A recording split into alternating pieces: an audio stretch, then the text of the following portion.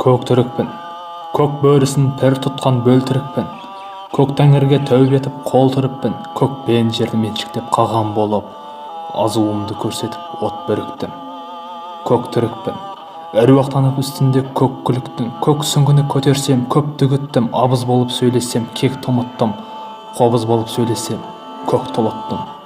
Көк түрікпін, көк тәңірдің үнімен аяттанған, көк бөрінің құтымен аяқтанған, күлкісіне сәбидің құрбан болып, қас дұшпанның қанымен тояттанған.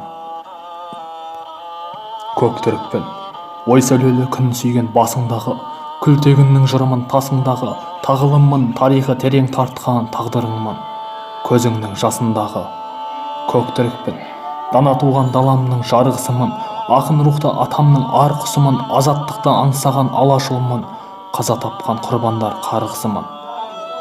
Бөлтірікпін, тегімді іздеп шыққанмын із ақтара, көшпелі өмір жолында сызатқана, кісінетіп күлігін көк түріктер санамыздан жөңкіліп ұзап барады.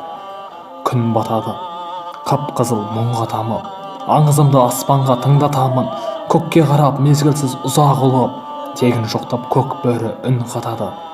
Көк түрік деп.